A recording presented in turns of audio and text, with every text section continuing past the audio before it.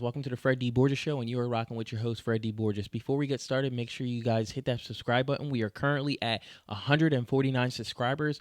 Let's get to that 200 mark. So today we will be doing an album review. We will be reviewing Ultra 85, Logic's recent album that he just dropped.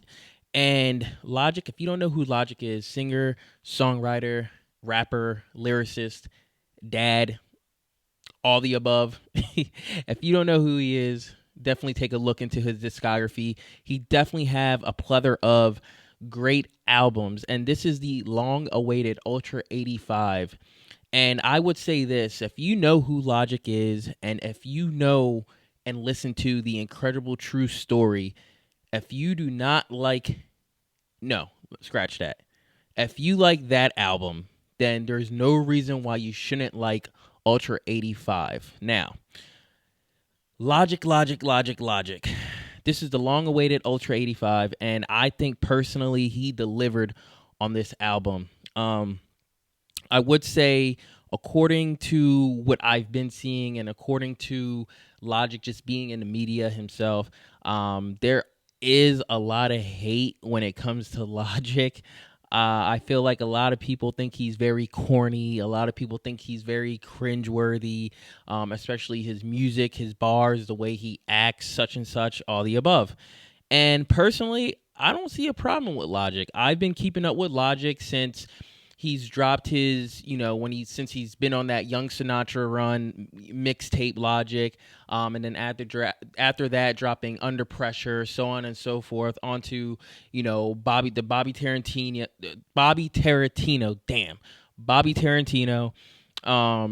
and yeah, so on and so forth. And honestly, I do not have a problem with Logic. I think Logic just acts the way he wants to act. He acts like he's a human being. He doesn't put on this fake facade where, when you are a rapper and you have all this money and such, this, that, and the third, then you have to put on this certain facade. And I think, Logic, if you're watching this, you're doing your thing. Keep on doing your thing. Keep on making the music. People love it. I love it. So let's get into the review. So we'll start with track number one.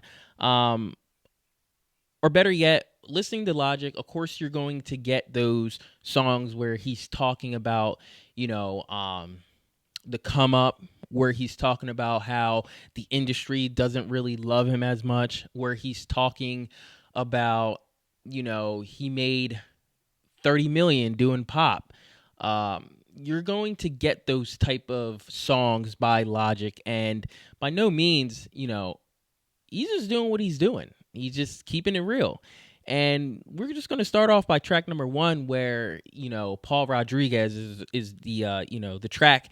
And, he is going on about a 6.5 minute just rapping sporadically fast and just giving you bars and, just rapping. And that's completely fine.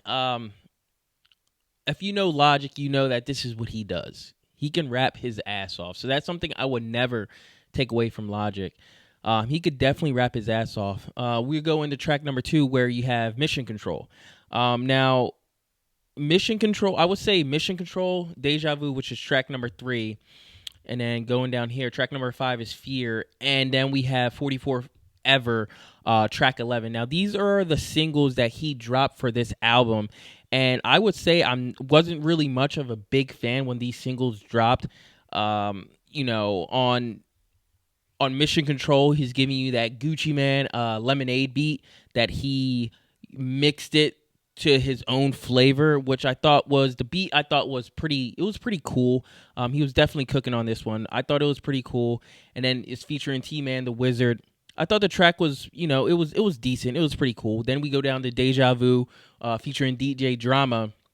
And I thought this track kind of fell short in a way, just because I felt like this might have been a throwaway back to, Fade Away. So I thought that this was probably just a throwaway track that the beat sounds the same exact as Fade Away, but it's just remixed a little bit. So I thought this was kind of like a throwaway instrumental.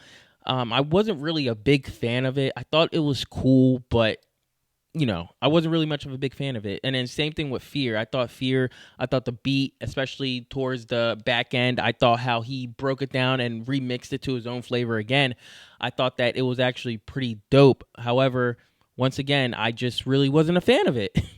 And then we get into 44 Ever, and I thought even that song, I just wasn't a really big fan of it when he dropped it as a single. I thought it was cool, but I thought it could have been like 10 times better. He gave us 44 bars, then he gave us 44 more.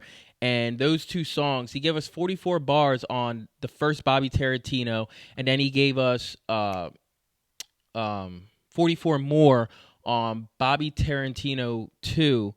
And yeah, he gave us 44 Ever on this one, and I thought it was cool. I just, like I said, I think it didn't really live up to the 44 bars and the 44 more. It is what it is. But going back to this album and listening to it in the sequence it's placed in, I think this actually fit absolutely perfect.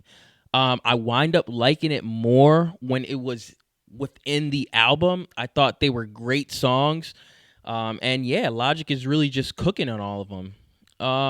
Another gripe I have about this album are the skits. Now, on The Incredible True Story, I know this is kind of like a continuation to The Incredible True Story, which, The Incredible True Story is a Rat Pack, quote unquote, Rat Pack cult classic.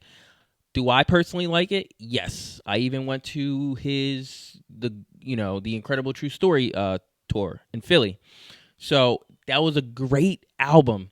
Now, when it comes to the skits, because the skits was in that, and if you know Logic, if you know his discography, he tends to do these skits.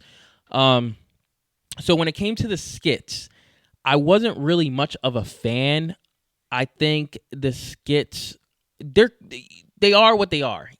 I mean, I get it in space. So it's kind of like he's trying to tie in, the skits have that little breakup. But at the same time, the skits didn't really do much for me. I think sometimes the skits can come off a little bit as just like, skip worthy.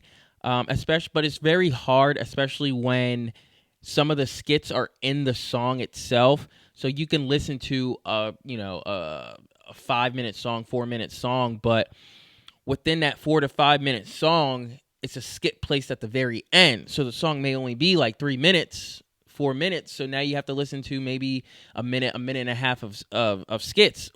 So, but sometimes like some of these skits, like Glorious, Ultra Panavision, and the Planet Death skit and the Chess skit, it's away from the music. So you can literally, it's just its own separate track. So you can literally just skip on that. However, track 13, Planet Death skit, I thought was actually, on a theatrical standpoint, I thought that skit was actually kind of cool. If you're like driving in your whip and you raise the volume all the way up, I think like that for theatrical sound, I feel like it actually sounds pretty damn good, which is weird, crazy.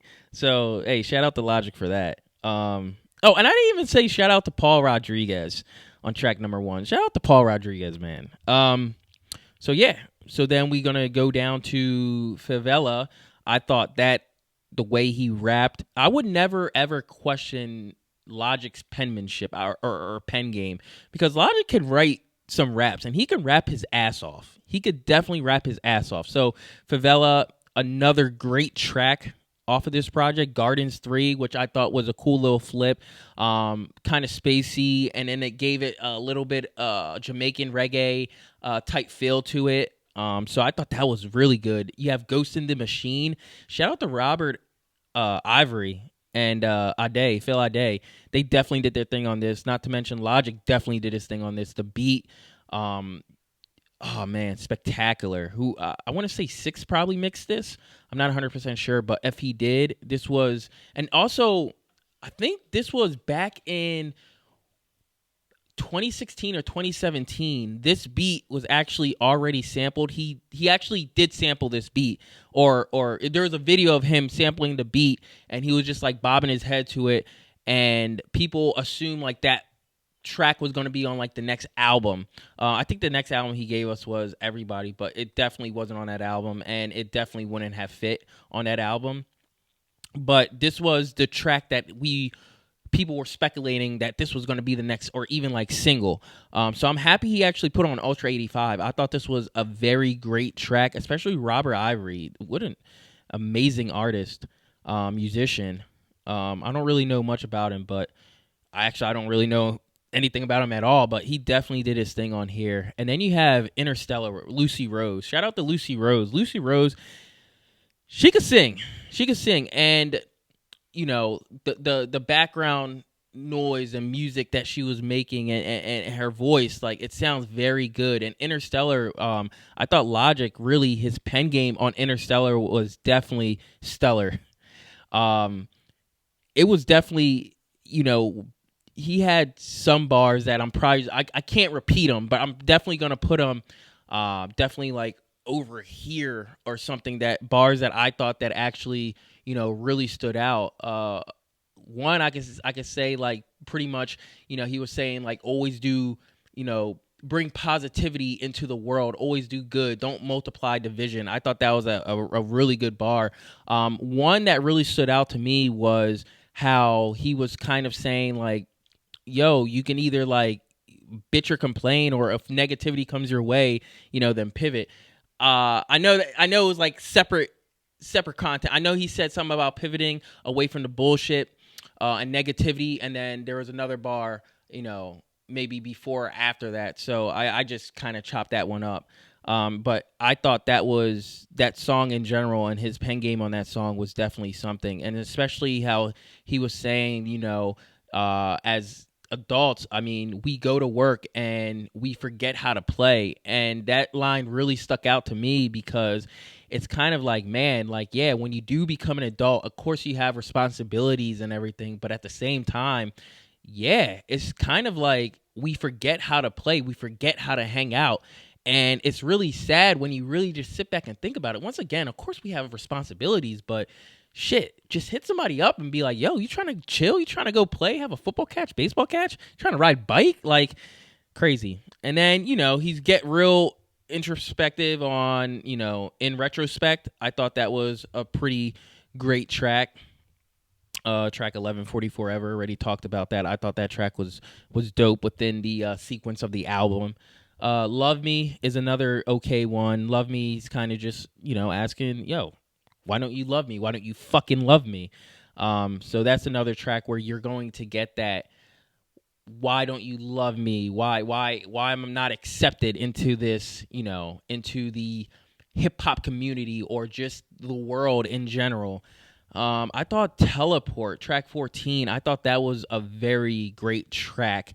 Basically him just teleporting all throughout his whole career, in a way, his ups, his downs, his middle ground. So I thought that was a very good track. Of course, like I said, you're going to get that. Why don't you love me? Why, I was brought up in a rough neighborhood. I was this. Of course, you're gonna get that braggadocious Logic saying, I made $30 million off of doing the pop shit. Now I got cryptocurrency. Now I got a son. I got another son. I got a wife, a beautiful wife. I got this. I got that. So you're always gonna get that braggadocious Logic. You're always gonna get that. That I'm a talk my talk Logic, and that's completely fine, because at the end of the day, he's just being himself. He could talk that talk if he could rap that rap. So then you have another song right here, Antidote, which is kind of like, I would say, kind of like a club banger, I'd say. It's kind of one of them things where, as far as like lyrics go, featuring Z Loopers, as far as like lyrics go and all that other jazz, it's just, it's just a song you would just pop on and just ride out to. And then this is the track that I enjoyed a lot, and it might actually be one of my favorite tracks on here. Is track 17, Once Upon a Time in Hollywood. Like I said, I would never question Logic's pen game. I think he really did what he did on this track, breaking down his career in movies, Quentin Tarantino movies. and so on and so forth. And I think he did a very good job. If you listen to this, the way he's just rapping, the way he's flowing, the beat. And yo, shout out to Logic with all the beats that he and Six, his producer Six. Shout out to him too. For all these years with his beat selections and just like him flowing on a beat. I think Six, his producer, definitely deserves a lot more credit because Six can produce his ass off. And then you have Logic who can rap his ass off on a 6 beat. So once upon a time in Hollywood, another track that is written very, very, very well. Yeah. And then you drop down to track 18, Peace, Love, and Positivity. If you know Logic, he always preaches peace, love, and positivity. Another great track. And then number 19, City in the Stars. When I first saw this track list and I saw City in the Stars, I thought this was going to be kind of like another throwaway track to that one Incredible True Story track. Shit. Why am I forgetting? I think it was just called City of Stars. I think it was called City of Stars. I'm going to have to go back. But I think it was called City of Stars. Yeah. City of Stars, I think. Actually, you want to know what? We can check right now. Let me see. Logic, The Incredible True Story. I want to say it was City of Stars. Not to mention, that was a great track on The Incredible True Story. So I thought that was actually going to be a throwaway. Yeah, City of Stars. I was correct. So yeah, I thought that was actually going to be a throwaway track. However, it definitely wasn't. It definitely wasn't a throwaway track. And shout out to Robert Ivory. Like, from what I know is Logic found him on, I don't know if it was Twitch, but I think Logic was like live or something. I watched a little bit of the documentary of Ultra 85, and if I'm correct, I think Logic found him on like a streaming platform. I don't know if it was Twitch or whatever the case was, but Robert Ivory, he is an artist. I would say he's definitely a musician because on this, he rapped his ass off. You know what I mean? He definitely rapped his ass off, and he has like that voice that he can do both lanes where he can rap his ass off, he can sing his rap off, and he could do both, and it sounds so good. So shout out to Robert Ivory. And City in the Stars, yeah, what another great track. The beat, great. Yeah. And then you have the last track on here, Thank You for Believing in Me. This was a cool track, especially towards the end where it was kind of very uplifting, I guess you can say. It was very musically, I can't think of the word, but it was very musically musical, if that makes sense. So yeah, so it was very musically musical. Yeah, another great track. Overall runtime for this, 20 songs, an hour and 17 minutes. I don't think Logic wasted any time on this album. I think this album, I'll give it a 7 out of 10. I'll give this album a 7 out of 10. This album is definitely one of his best in his discography. It's definitely up there. And Logic really been on a 3-album run from Vinyl Days to College Park and Ultra 85. So Logic really been on a 3-album run. And I mean, shit. You can even say a 4-album run because I'm looking at his albums right now. I forgot about No Pressure, but I wouldn't really count Bobby Tarantino in there. Bobby Tarantino 3 that came out in 2021 because that was more of a fun mixtape, him coming out of retirement. So I'm not going to really count that, but No Pressure. So we're talking about a 4-album run. No Pressure, Vinyl Days, which is personally my favorite. College Park, which I thought was a great album, and Ultra 85, which was even better than College Park in my opinion. So we're talking about a 4-album run, and it just doesn't go noticed because I guess people are just thinks he corny. But honestly, I would never question his pen game. I would never question his rapping ability. Logic can rap his ass off, and fuck if you guys don't think so. Man, Logic can rap his ass off. So, yep, I'm giving this album, Ultra 85, a 7 out of 10. And guys, that is the end of this album review. So, If you're watching this, make sure you guys like this video. Make sure you guys subscribe to the channel. Like I said, we are currently at 149 subscribers. Let's get to that 200 mark. Let's go. Let's go. Let's go. And I will catch you on the next video. Thank you, guys. Peace.